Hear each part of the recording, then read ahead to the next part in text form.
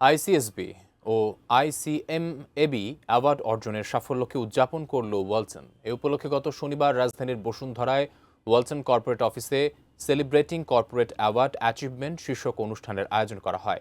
সেখানে প্রধান অতিথি ছিলেন বাংলাদেশ ব্যাংকের deputy governor doctor Mohammad Habibur Rahman. বিশেষ অতিথি ছিলেন ইনভেস্টমেন্ট কর্পোরেশন অব বাংলাদেশ আইসিবির চেয়ারম্যান অধ্যাপক আবু আহমেদ।